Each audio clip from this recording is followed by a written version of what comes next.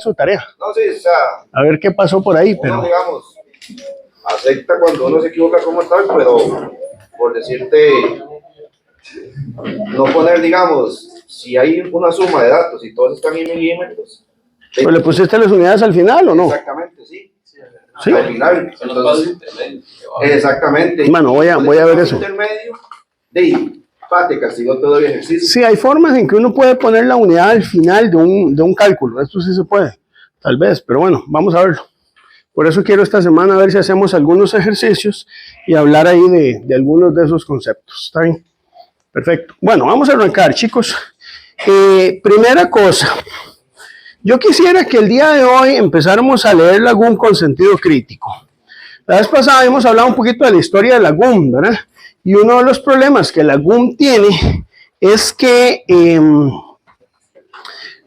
fue desarrollada hace muchos años y por lo tanto no todo lo que se muestra ahí es correcto. Ahora sí, podemos meter el usuario ese que usted me dice. A ver si me la lee. Me dijiste que es el genérico. Sí, vamos a hacer Punto. muchas páginas.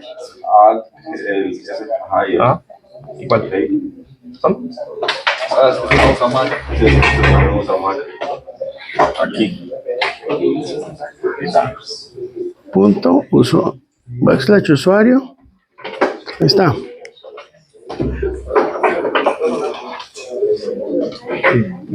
Bueno, voy a ver el puntero. Puede tardar varios. Puede tardar varios minutos. Sí, olvídate. Creo que no lo vamos a lograr. Vean. Ya está.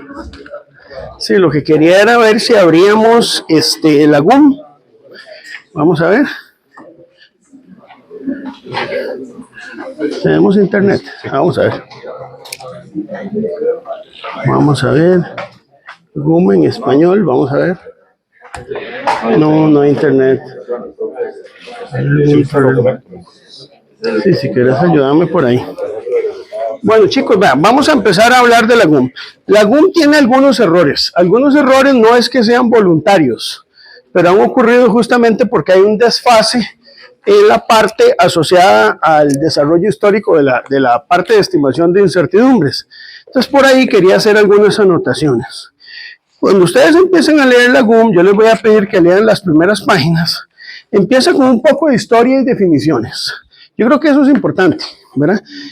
La parte de definiciones no necesariamente es compatible totalmente con el vocabulario internacional de términos de metrología.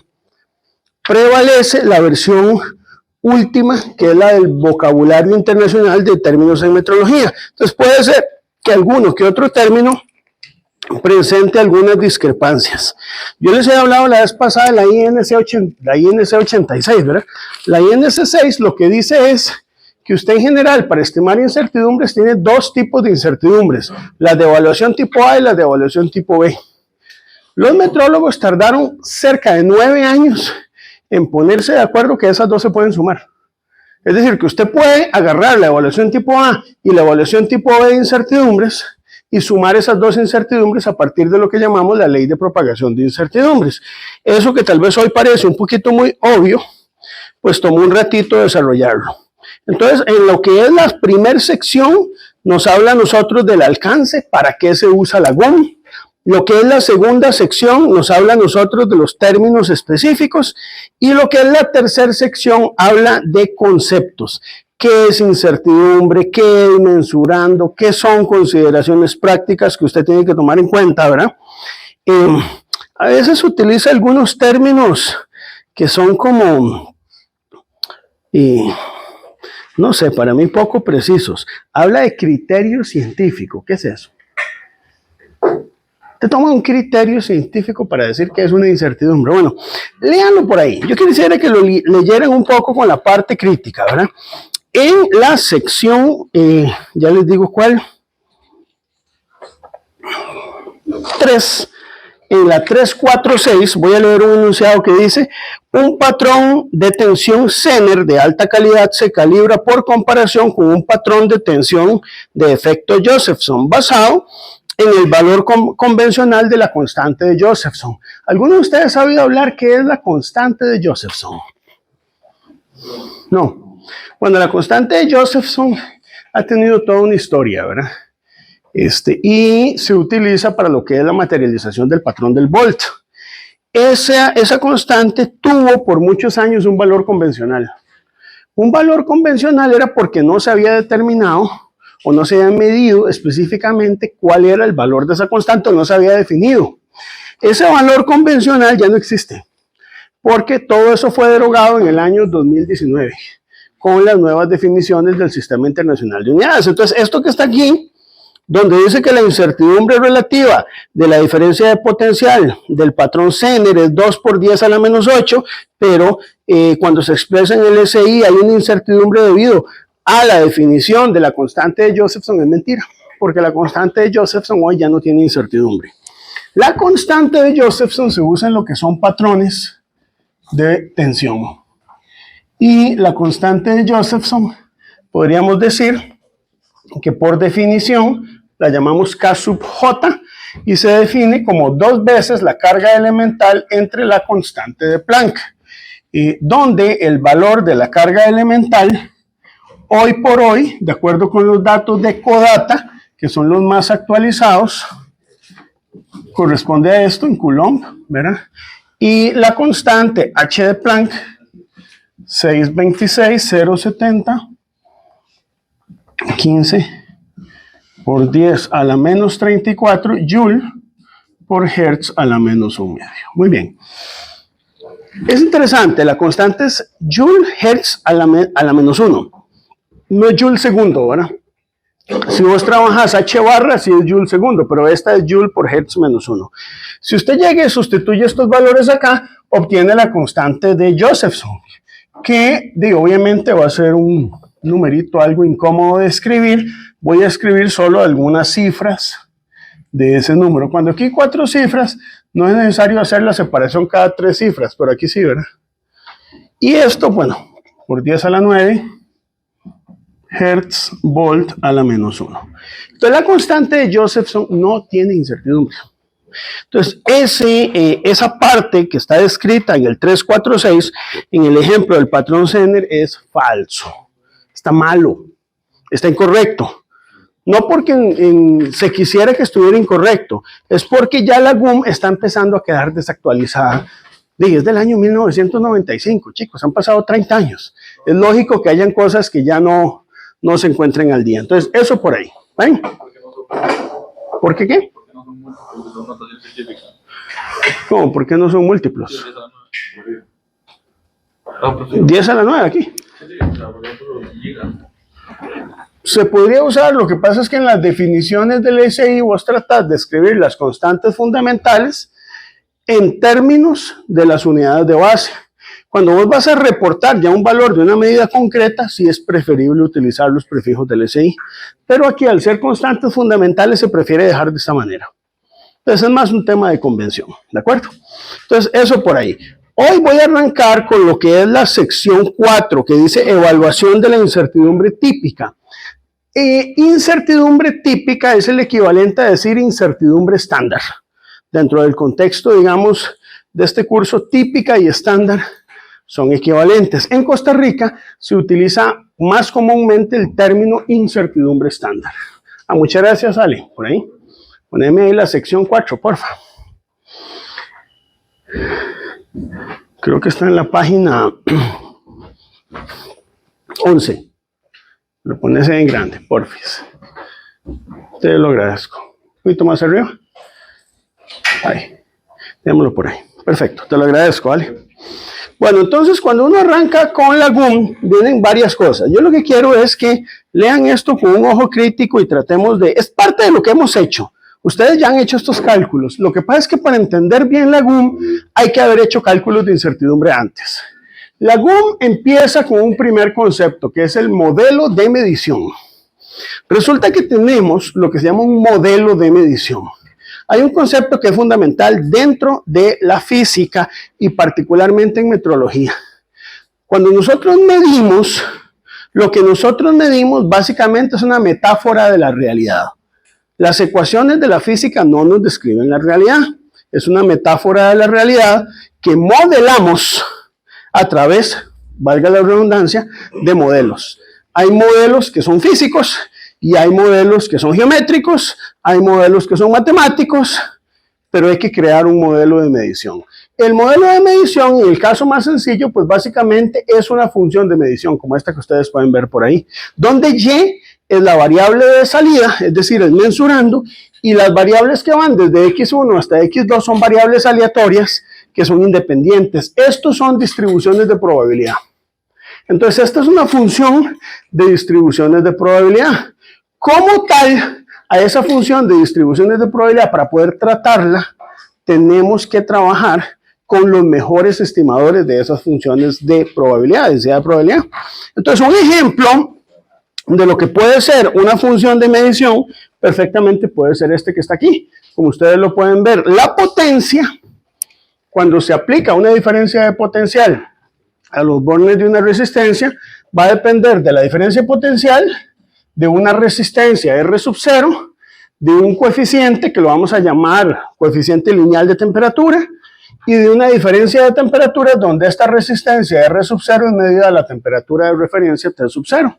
Este tipo de correcciones son muy comunes, se utilizan mucho en metrología. Entonces, por ejemplo, por decirles algo, yo quiero establecer un modelo en el que yo quiero medir la longitud de una barra, pero lo quiero medir con mucha precisión.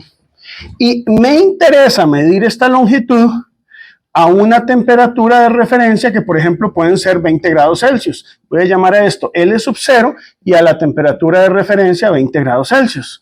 Resulta que me voy al laboratorio y mido la longitud de la barra, pero la barra tal vez no se encuentra a 20 grados Celsius.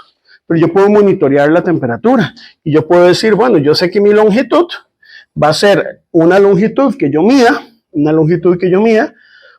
más una corrección por efectos de expansión térmica, ¿verdad?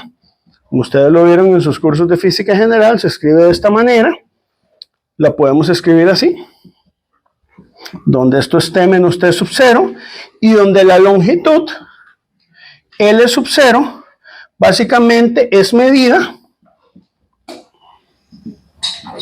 a una temperatura T sub 0 de 20 grados Celsius. El formalismo aquí se vuelve importante. Entonces yo tal vez me puedo preguntar, ¿qué me interesa medir a mí? Tal vez me interesa medir la longitud a una temperatura de 20 grados Celsius. ¿Por qué? Porque si vamos a medir, si Julián mide, si usted mide, si todos medimos esa misma barra, y quiero comparar los resultados, quiero comparar el resultado proyectado a una temperatura de 20 grados Celsius. Entonces, posiblemente mi mensurando voy a querer que sea este, el L sub 0. Entonces, yo mido L, pero el mensurando mío es L sub 0. Es decir, yo lo que voy a tener es que L sub 0 es L entre esta expresión. Esta expresión resulta ser bastante incómoda de trabajar. Entonces, una de las cosas que uno hace en metrología y en la física en general es escribirla como una potencia, ¿verdad? En este caso a la menos 1. ¿Estamos de acuerdo? Y utilizamos algo que se llama la aproximación del binomio. ¿Ustedes se acuerdan qué era eso, no? La aproximación del binomio nos dice a nosotros que si yo tengo, por ejemplo, 1 más un término a elevado a la n, esto es aproximadamente 1 más n por a, cuando el valor de a es muchísimo menor que 1, cuando es muy pequeño, cuando ese cambio que yo tengo es muy, muy pequeño. Entonces esto me permite a mí escribir la longitud L sub 0 de manera bastante bien aproximada como L por 1 menos alfa por T menos T sub 0. Esto podría ser, por ejemplo, una función de medición que me permite a mí establecer la longitud de una barra a una temperatura de 20 grados Celsius, donde el L es la longitud que yo mido, el alfa es el coeficiente de expansión lineal, T es la temperatura que yo monitoreo y T sub 0 sería la temperatura de referencia, que es 20 grados Celsius. Algo muy similar se propone aquí, porque probablemente ustedes recuerden que la potencia de un circuito se podría escribir como tensión cuadrada entre resistencia, pero cuando uno quiere ser un poquito más preciso, esa resistencia puede cambiar con la temperatura, y de ahí viene justamente el origen de esa función de medición. Que eso es lo que hay que leer en AGUM. Esto es lo que usted tiene que entender cuando lee la GUM. La misma GUM te dice incluso que una función de medición puede ser muy sencilla. Ellos ponen esa que es un poco elaborada, pero podría ser simplemente que una función de medición sea una diferencia entre dos términos, como lo pueden ver aquí, x1 menos x2. Puede ser eso, puede ser. Puede ser que usted lo que quiere saber es el error de indicación de un instrumento de medida y simplemente lo que nos interesa es encontrar una diferencia. Ahora, viene un concepto que para mí es muy importante. Cuando uno quiere calcular lo que llamamos los mejores estimadores, la GUM aquí utiliza un formalismo distinto. Si ustedes ven esto, el Y es minúscula, porque este Y no es el mismo Y mayúscula de las distribuciones de probabilidad originales. Aquí lo que estamos utilizando es un mejor estimador, basado en los mejores estimadores de las variables de entrada. Ahora, aquí esto es importante. La forma en que nosotros estimamos el mejor estimador es el promedio de las magnitudes correlacionadas.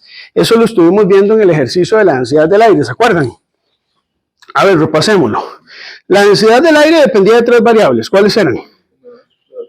Humedad relativa, temperatura y... Entonces usted llega y toma humedad, temperatura y presión en un instante y lo anota. 15 minutos después lo anota. Y así te vas y registrar los valores durante toda una tarde. ¿Cómo calculamos la densidad del aire? ¿Será que yo tengo que calcular el promedio de temperatura, el promedio de humedad, el promedio de presión y con eso calculo la densidad? No, ¿verdad? Eso es lo que te dice la GUM. Eso es lo que no se hace. Usted lo que hace es que para cada mensurando, cuando están correlacionados, calcula una densidad del aire, calcula en Y barra y luego promedia esos valores. Eso es lo que intentaron decir aquí, con una notación medio incómoda, pero esa es la idea que hay detrás de esa ecuación. ¿Estamos de acuerdo con eso? Muy bien, y entonces, eso es mejor hacer esto, lo dice la misma GUM, que evaluar en los promedios. Aquí ellos lo que hacen es, en lugar de hacer esto, lo que se recomienda es emplear esta ecuación que nosotros tenemos por acá, ¿de acuerdo? Entonces lo pueden leer por ahí con calma, pero es un concepto que ya nosotros hemos manejado por aquí. Muy bien. Luego, cuando uno entra acá, también, bueno, y antes de pasar a este concepto, esto, digamos, de calcular el mensurando de esta manera, si usted lo hiciera con los promedios aquí, el resultado no sería correcto solo si la función es totalmente lineal. Pero si tu función no es lineal, la densidad del aire era una función lineal. No, es bastante no lineal, ¿verdad? Entonces, cuando es lineal sí podrías usar este enfoque, pero cuando no es lineal, ese enfoque evidentemente nos va a conducir a un error, ¿verdad? Entonces, por eso yo voy a insistir que siempre calculemos bien lo que se llaman magnitudes correlacionadas. Ahora, la GUM habla de dos tipos de incertidumbre. La primera es la evaluación tipo A de la incertidumbre. En la evaluación tipo A, cosas que ya sabemos, el mejor estimador lo vamos a estimar a partir de un promedio y luego lo que es la varianza de la media a partir de la desviación estándar experimental de la media, que es esto que tenemos por aquí. ¿Está bien? Es esto que tenemos por aquí. Ahora, aquí viene uno de los conceptos más importantes y es que existe una desviación estándar experimental de la media, ¿verdad? Que, bueno, la GUM la llama con este término, ¿verdad?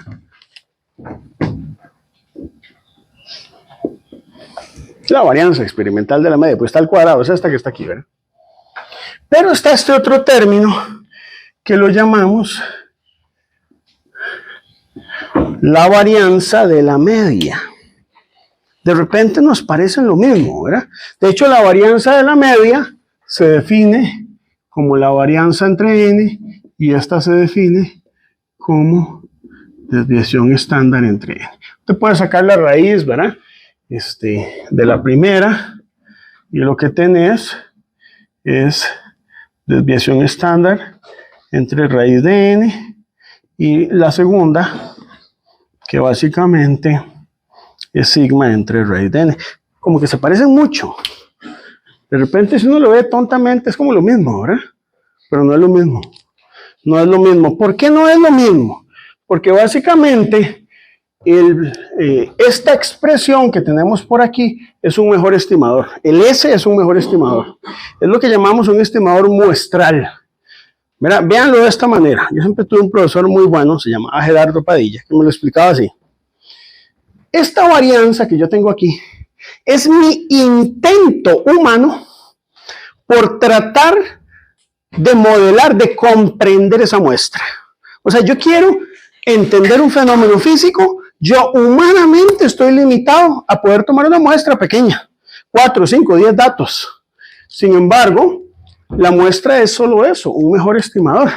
Eso es lo que usted determina aquí.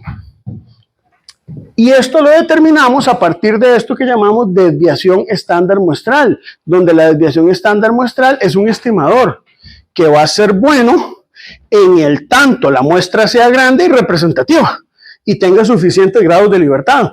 Entre mayor sea el número de grados de libertad, voy a tener mayor robustez estadística en el valor que yo vaya a tener en esta varianza, ¿verdad? Experimental de la media. ¿Y esto que está aquí qué es? Es, por decir así, el valor que solo Dios conoce. Porque Él es omnipresente, Él conoce todo, ¿verdad? Desde el principio hasta el final de los tiempos, ¿verdad? Entonces Él sabe cuál es la varianza de esa muestra. Yo no. Yo como humano lo que hago es acercarme. Y me acerco a través de las herramientas que me da la estadística. ¿Qué es el muestreo? Que el muestreo yo espero que sea representativo. Entonces significa que puede haber una diferencia entre el valor real y el valor que yo obtengo de la muestra. Ahora, ¿cómo resolvemos los seres humanos desde el punto de vista estadístico que yo vaya a utilizar una desviación estándar experimental de la media muestral con respecto a una desviación estándar y que va a conocer solo el omnipresente, ¿verdad? Dios. Lo resolvemos con una distribución que se llama la distribución T o distribución T-student. Las discrepancias que vayamos a tener justamente entre una muestra y el valor que se conoce o que podríamos decir que es el verdadero, podríamos estimar esa discrepancia a partir de la distribución T. ¿Qué significa eso? Que si yo tengo un conjunto de datos que siguen una distribución normal y yo tomo una muestra limitada de datos, yo no puedo decir que esa distribución es normal por el tema del muestreo. Yo digo que realmente es una distribución T. Y por eso es que cuando calculamos los grados efectivos de la libertad, utilizamos la distribución T. Porque cuando el número de grados de libertad es muy pequeño, la compensación que tenemos para tomar en cuenta nuestra ignorancia de ese muestreo es justamente los grados efectivos de libertad. Si mis grados efectivos de libertad son muy altos, significa que se está cumpliendo el teorema del límite central y probablemente el resultado que yo voy a tener de ese muestreo sí sigue una distribución normal. Pero cuando el muestreo que yo tengo es muy pequeño, los grados de la libertad se reducen y entonces yo necesito de una distribución T para poder modelar esa distribución de probabilidad. ¿Vale? Con esto de la desviación típica y de la media. Sí. Cada una distinta. Exacto. Son cosas distintas. Vamos a ver. Una buena pregunta. Y yo creo que justamente esta lección es para aclarar esos conceptos. La parte de cálculo uno la hace, pero la parte conceptual sí es un poquito más difícil. Voy a tratar de explicártelo gráficamente, ¿vale? A ver cómo nos va. Usted me dice si la explicación la considera fructífera o no. Vamos a ver, nosotros tenemos varias desviaciones estándar. Tenemos una que se llama desviación estándar muestral. ¿De acuerdo? Que, digamos, la desviación estándar muestral podemos establecerla o definirla de esta manera. Probablemente ya la...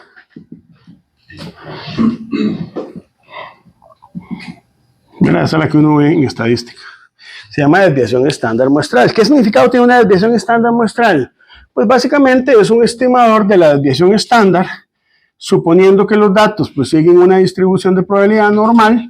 Puede ser cualquier distribución, vos sabes. Usted puede usar esta fórmula para una distribución rectangular y le sirve. Para una triangular y le sirve. Porque es una fórmula para poder estimar el muestreo. Pero vamos a tomarlo en una normal. Eso significa que si yo de esta distribución de probabilidad agarro un dato y me quedo aquí, la probabilidad, digamos, ese dato va a tener una probabilidad de un 67,3% de estar entre mu menos sigma y mu más sigma. Eso es lo que significa. Si yo agarro de esa distribución de probabilidad normal un dato aleatorio, esta desviación lo que me dice a mí es cuánto es el estimador que yo tengo de esta desviación estándar, suponiendo que tomo solo un dato. Si yo tomo solo un dato, me mide la dispersión de esa distribución de probabilidad. Si tomo solo un dato. O sea, yo tengo un conjunto de datos encerrados dentro de un cajón. Llego, los muevo bien aleatoriamente en una tómbola y saco uno. Que ese dato se encuentre en este intervalo de confianza, tiene una probabilidad de un 68,3%. Eso es lo que significa esa desviación estándar. Me dice el tamaño de mi intervalo de confianza. Bueno, yo quiero un mayor intervalo de confianza, uso 2 sigma, 95,45, mu más menos 2 sigma. Uso un diferente intervalo de confianza, que todavía me parece muy pequeño, puedo usar 3 desviaciones estándar. Entonces hablamos de un 99,7%. Ese es el significado de esto. Eso es un factor de cobertura, dos factores de cobertura. Correcto, es un factor de cobertura. K igual 1, K igual 2 o K igual 3. Pero pueden haber valores intermedios, no hay problema. ¿Qué significa desviación estándar experimental de la media? Y parece como que es lo mismo, no, es distinto. Porque la desviación estándar experimental de la media se representa con un Q barra. Y básicamente es tomar la desviación estándar muestral, dividirla entre raíz de n. Pero físicamente, ¿qué significa eso?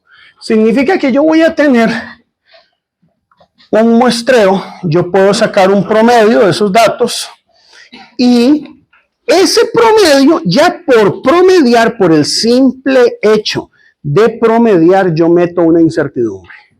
Ese concepto, chicos, a la gente le cuesta mucho. La gente cree que tengo 100 datos y saco un promedio y eliminé la incertidumbre.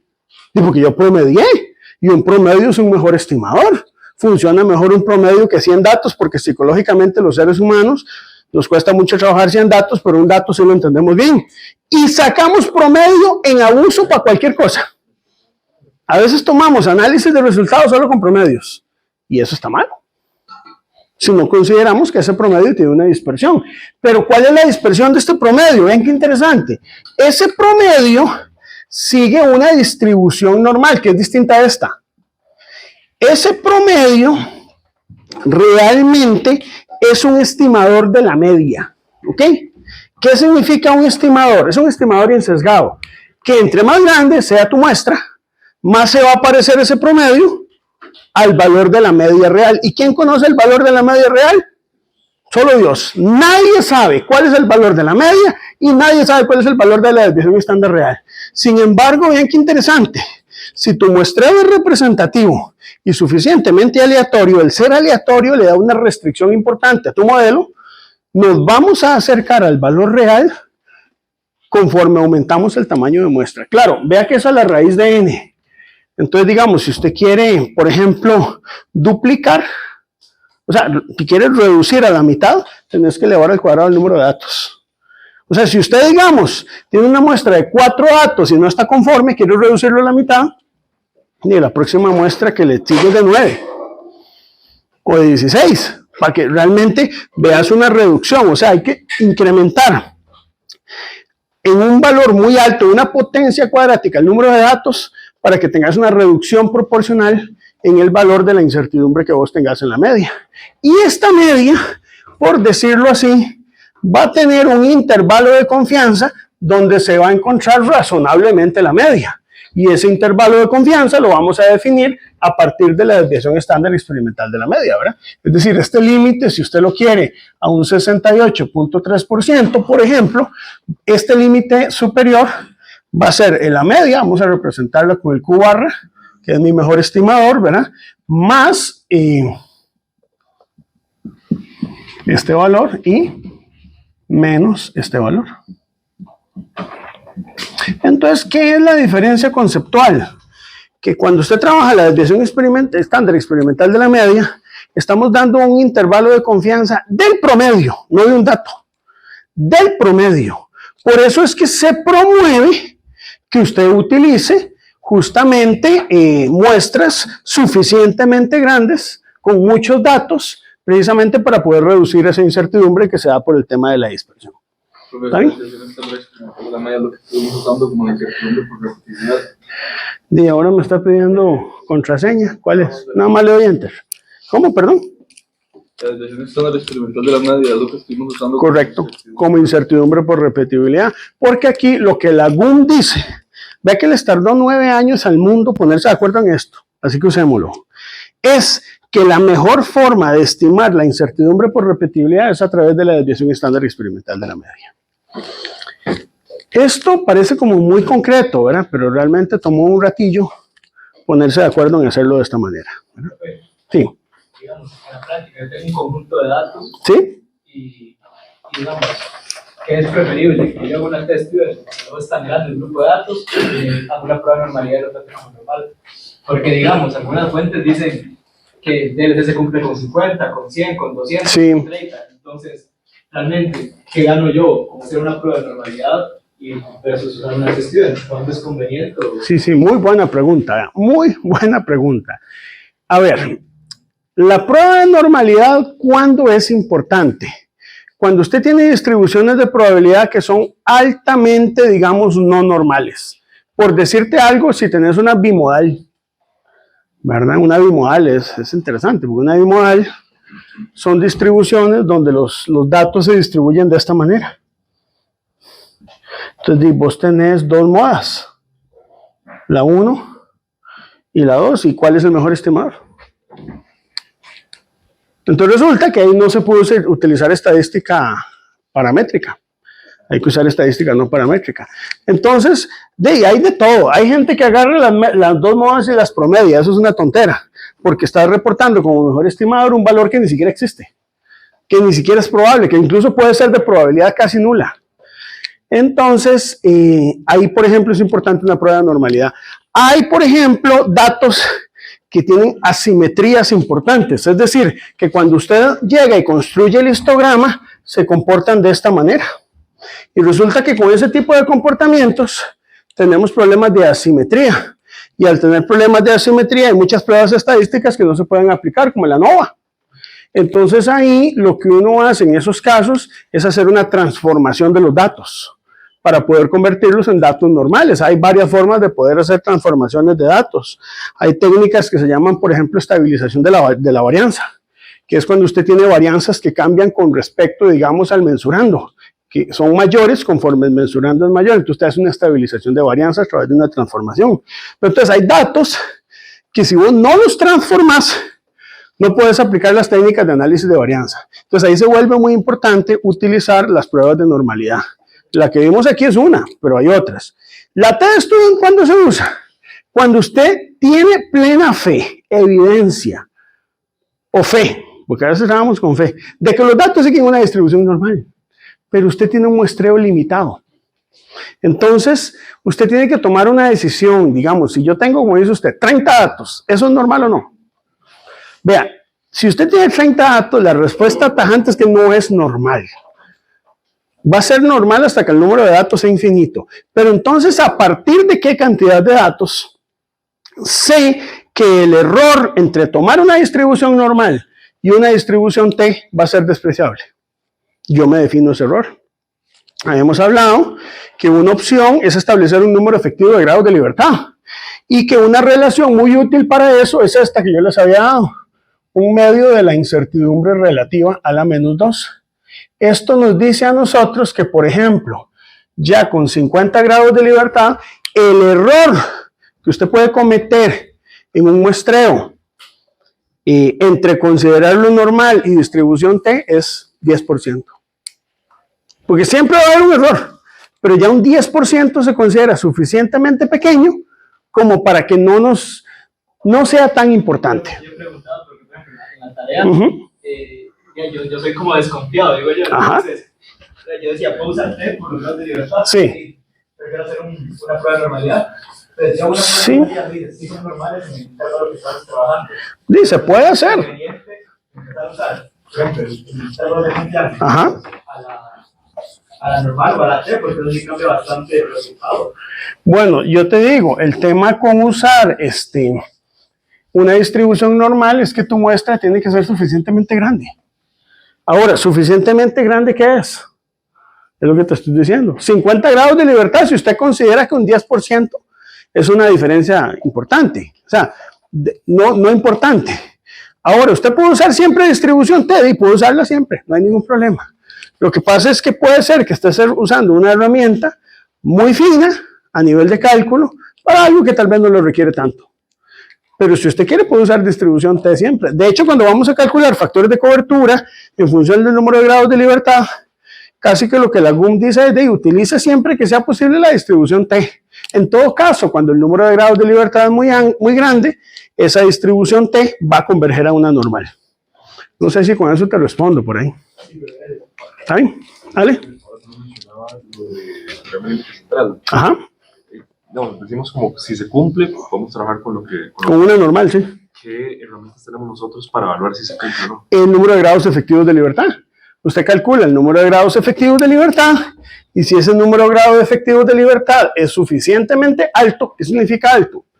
Bien, póngale 50, póngale 100, es lo que le decía, depende del error que usted se admita, ya puede decir que se cumple el teorema del límite central, eso es lo primero. Y lo segundo, no es solo los grados de libertad, que no predomine una distribución no normal. Porque si usted tiene 10 distribuciones de probabilidad y resulta que hay una que predomina que es rectangular y las demás son despreciables, ahí no se cumple el teorema del límite central, ahí hay predominio de una rectangular. Si tenemos dos rectangulares, ¿qué pasaba? Da una trapezoidal y entonces tampoco se cumple el teorema del límite central. Pero puede ser que predomine una triangular, entonces tampoco se está cumpliendo estrictamente el teorema del límite central. Entonces las herramientas que tenemos es dos herramientas. La primera es el analizar si existe alguna distribución de probabilidad no normal que predomine sobre las demás, eso es lo primero. Y lo segundo es el número efectivo de grados de libertad, que sobre todo es muy importante para ver si hay discrepancia entre test studying y distribución normal, ¿verdad? Muy bien.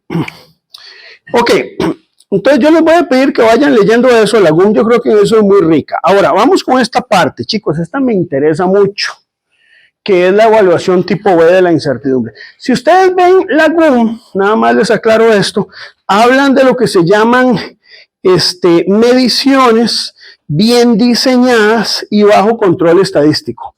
Te habla de eso.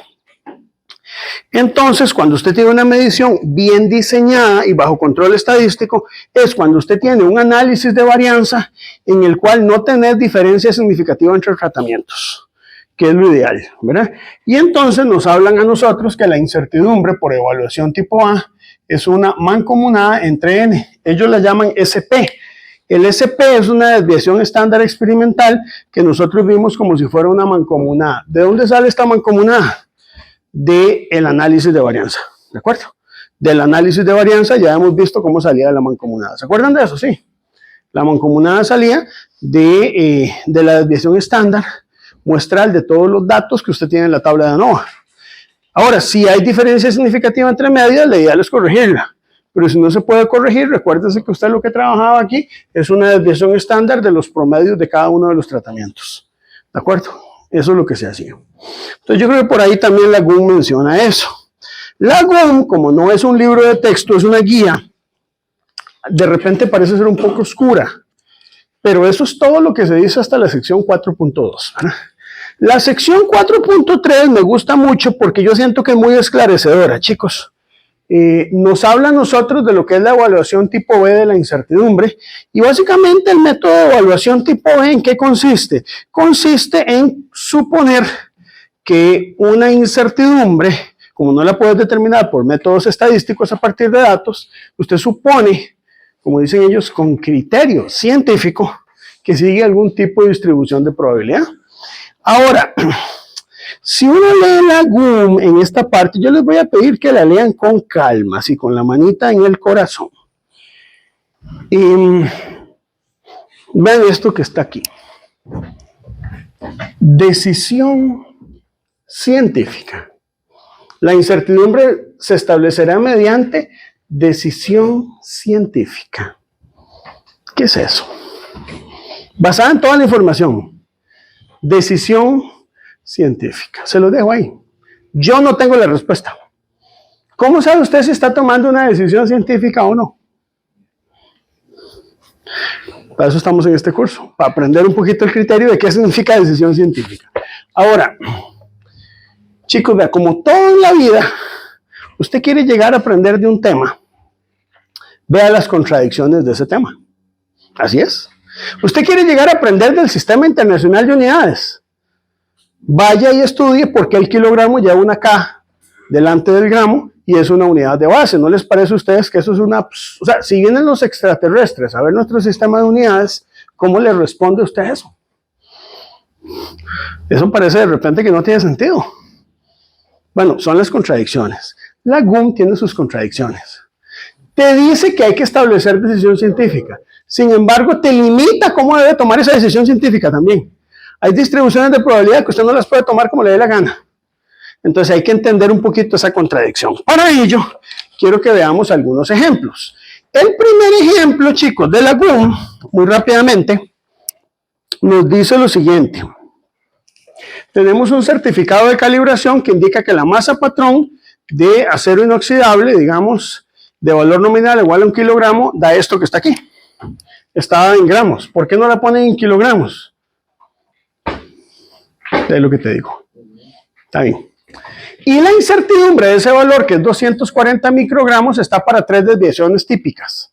Es decir, es reportada con 3 desviaciones típicas. Entonces, en este primer ejemplo, vamos a llamarlo ejemplo 1, número 1. Entonces, la incertidumbre asociada a esa masa de referencia es una expandida entre un factor de cobertura. ¿Cuál es la expandida? 240 microgramos entre 3 desviaciones estándar, que es lo que te da el factor de cobertura, nos da a nosotros 80 microgramos. Es decir, esto en gramos. Y también podemos hablar de una incertidumbre relativa respecto a la masa, que es dividir esto en gramos sobre el valor de la masa de referencia que está aquí. Y eso nos va a dar 80 por 10 a la menos 9. Aquí, chicos, son de estas cosas que no explica la GUM. ¿Por qué no pongo 8,0 por 10 a la menos 10? No se usa. Porque los múltiplos que tendemos a usar son o 10 a la menos 3, o 10 a la menos 6, o 10 a la menos 9, o 10 a la menos 12. Van en potencias de 10 a la 3 en 10 a la 3, ¿me explico? Eso es lo típico, por eso se tiende a reportar de esta manera. No es que esté mal reportar 8 por 10 a la menos 10, pero no es lo común. Usted no habla de kilohoras, ¿verdad? Ni de megasegundos. No porque esté mal, sino porque eso no se usa. ¿Está bien? Eso es lo mismo, ¿verdad? Entonces eso, si uno lo usa a nivel de curso, una evaluación está malo. O sea, si usa una potencia diferente a... No está malo, pero eso es como llegar vestido de payaso el día de su boda, ¿verdad? Y usted puede llegar, pero se va a ver bien raro, ¿ah? Sí, entonces yo les recomiendo usar esto. No se los voy a poner malo, se lo ponen en el examen. Pero no es algo que nosotros usualmente hagamos dentro de metrología, ¿de acuerdo? Ok, seguimos. La GUM habla de un segundo ejemplo, muy interesante. Habla de un certificado de calibración, que es este que está aquí. Vamos a analizarlo. Donde se da un valor de una resistencia, que es este.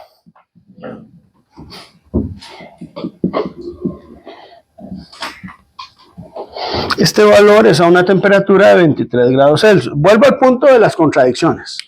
La incertidumbre expandida la reporta con 3 cifras significativas. No es lo común, pero digamos que vamos a aceptárselo porque es la GUM.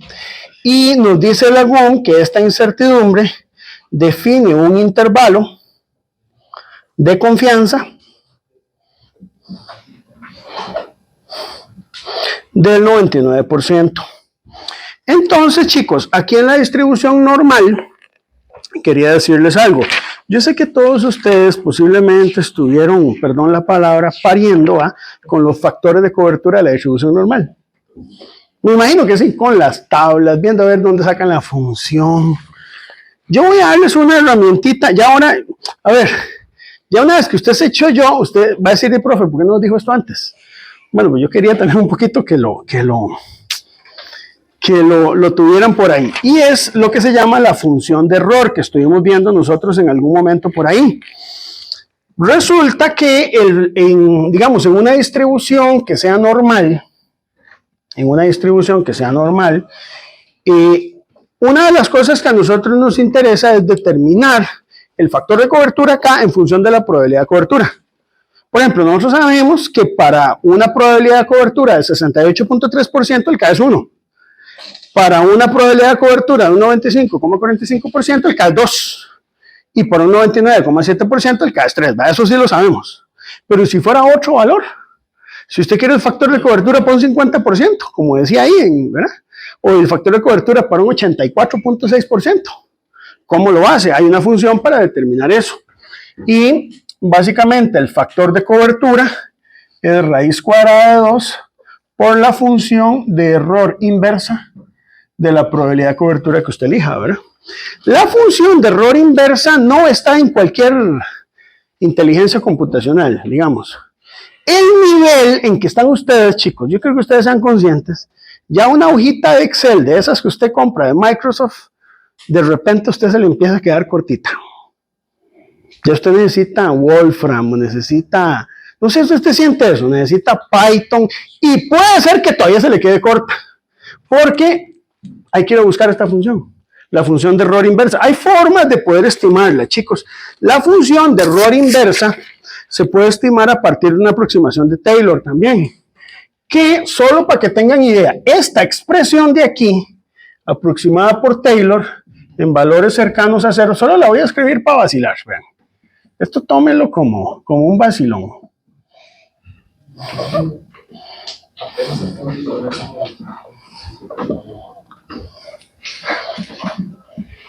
Esta la pueden encontrar en cualquier referencia y hay, de hecho, series para poder expresarla. Si alguien quiere, puede programarla.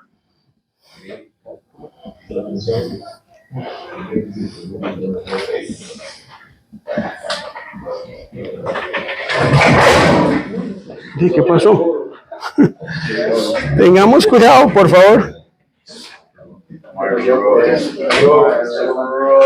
Falta desayuno, ¿no?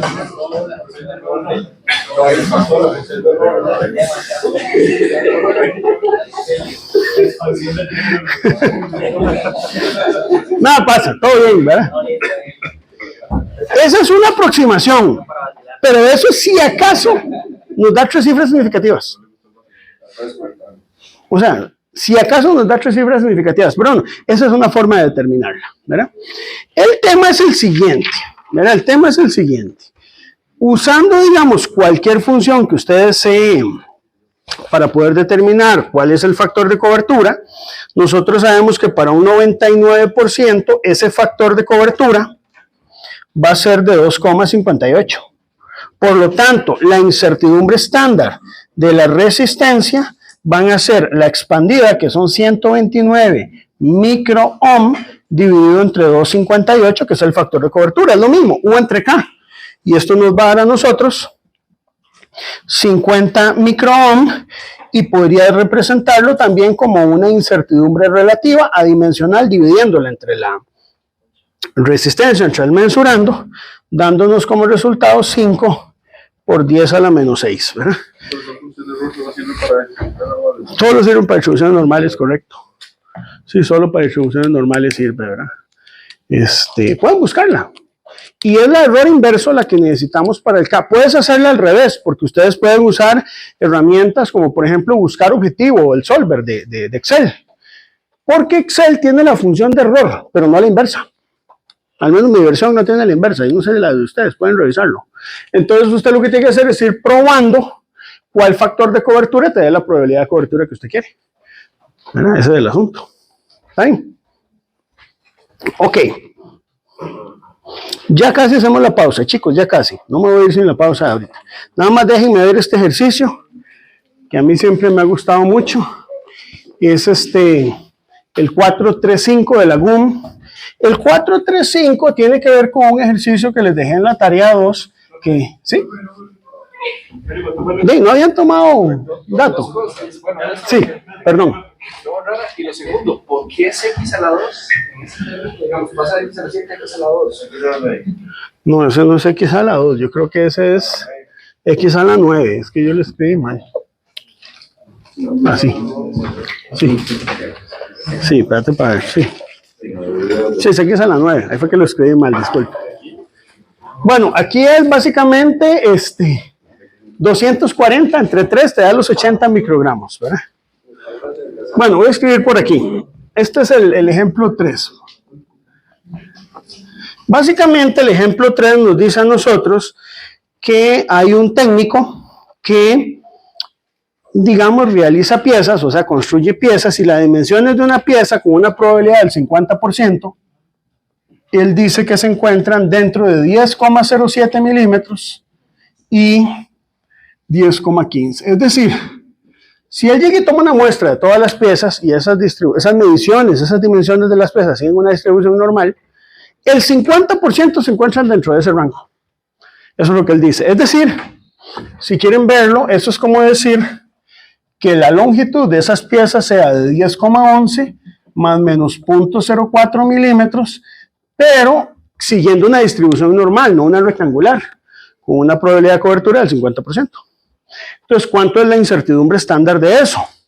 Entonces, ¿qué es lo que debería hacer uno? Uno debería usar la función aquella de error y ver cuál es el factor de cobertura asociado.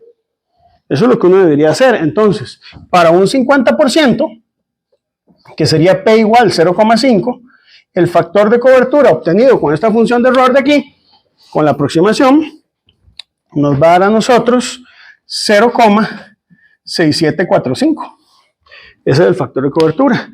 Y por lo tanto, la incertidumbre estándar la vamos a obtener como expandida entre K, que va a ser de un valor de un rango, podemos decir, llamemos a este rango A.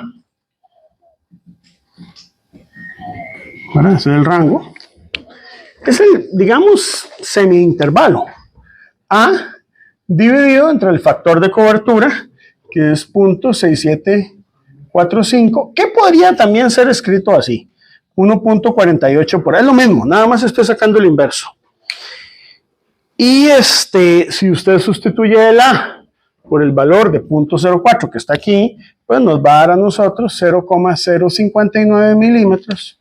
Y aquí la GUM es interesante, porque te dice, ese es el valor, 0.059. Usted podría reportarlo como 0,06.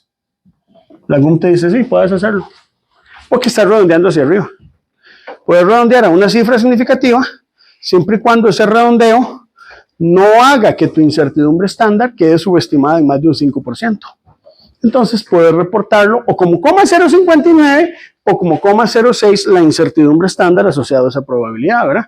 Entonces hago la aclaración de que en este ejercicio lo que nosotros tenemos, ¿verdad?, es un intervalo que viene desde un valor mínimo hasta un valor máximo, que esta probabilidad con la que estoy resolviendo esto es de un 50% y que básicamente el intervalo de confianza va a estar dado por 1.48 veces A.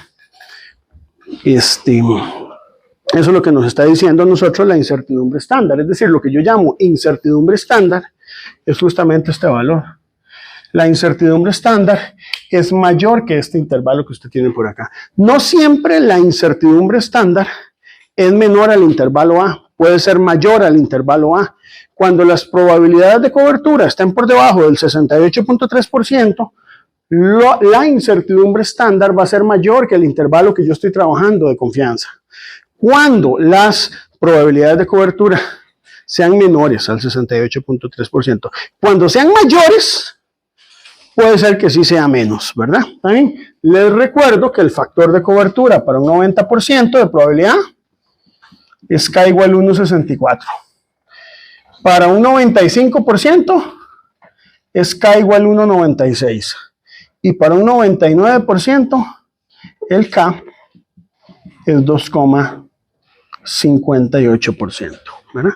Son factores típicos, además de los que ya hemos visto, ¿verdad?, para un 68.3%, que es K igual 1, ¿verdad? O un 95-45%, que es un K igual 2, que es el que típicamente usamos en metrología industrial, ¿verdad? Ok, entonces por ahí podemos determinar el factor S de cobertura. ¿Preguntas hasta aquí, chicos?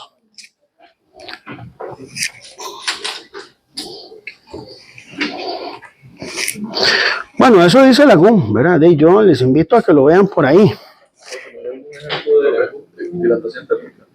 De dilatación térmica, hay un ejemplo que viene después en los ejemplos resueltos en la parte de calibración de bloques. Sí, hay uno donde trabajan justamente el tema de dilatación térmica dentro de la GUM. Sí, claro, claro, por supuesto. Bueno, y por último, chicos, ya esto les robo 2 minutos y hacemos el receso. Aquí, este comentario es muy interesante dentro de la GUM. Chicos, esta nota yo les pediría que tomen un poquito de conciencia. Nosotros sabemos que K igual 1 en una distribución normal es un 68.3% de probabilidad de cobertura, ¿verdad? Entonces la GUM te dice, supongamos que usted trabaja el percentil 2/3. ¿Qué significa percentil 2/3? Una probabilidad de cobertura de 2/3. 2/3 es un 66.67%. Es casi el 68,3%, pero no lo es. Si usted lo toma de esta manera, va a haber una pequeña discrepancia entre el factor de cobertura que usted debería usar para 68.3 y el que usted usaría para 2/3.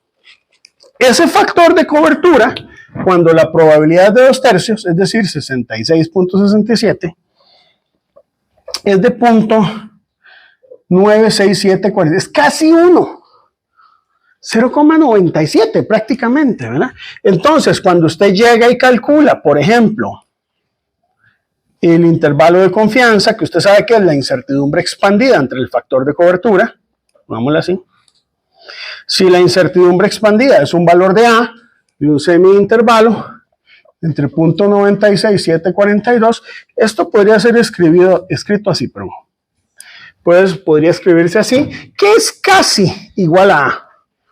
Es decir, lo que te dice la GUM es, si usted tiene probabilidades de cobertura que anden en 2/3, 67%, ese intervalo A asociado a una probabilidad de un 66.7%, prácticamente es la incertidumbre estándar. Si usted quiere ser más fino y no va a poder dormir, use la formulita, divida el A entre 0.96742 o multiplíquelo por 1.033. Pero prácticamente una probabilidad de cobertura de un 66.7%, una distribución normal, una probabilidad de 2/3, te está dando la incertidumbre estándar. Eso es lo que te dice la GUM, ¿verdad? La GUM, cuando usted empieza a leer esto, de repente uno dice, bueno, ¿hasta qué punto debe uno ser tan preciso en lo que son cálculos de incertidumbre? Mi consejo final es que tienen que tratar de ser lo más precisos posibles. Sin embargo, hay que tener cierto criterio en el peso de las incertidumbres. Una incertidumbre que tenga un error de un 10%, de repente esa variación de un 10% no es tan crítica como para que eso te cambie el resultado final en un reporte. Se admiten dentro de las incertidumbres, digamos, variaciones razonables dentro del valor del reporte en cuanto a magnitud, no en cuanto al uso del sistema internacional, no, en eso sí es estricto, es en cuanto a magnitud, podemos permitirnos algún rango donde podría cambiar, pero entonces aquí, si alguien lo desea, podría utilizar simplemente la probabilidad de 2/3 como una probabilidad en una normal para poder sacar una incertidumbre estándar. Eso dice la GUM, ¿verdad? ¿Está bien? ¿Preguntas acá? Bueno, yo les voy a pedir que la vayan leyendo, ¿ah? Yo creo que ya es hora de empezar a entrarle a este documento, ¿verdad? 10 minutos y seguimos un poquito con esto, chicos. Chicos, para que sepan, los que llegaron tarde, el examen va a ser el 24, ¿verdad? Aquí en esta aula, a las 7:30. 7:30 para poder acomodarnos y todo. Vamos a ver hasta las 12, son 4 horas. Sí, para que lo hagan con calma. Pueden sacar todo lo que quieran. todo. Puede traer computadora, puede traer todo.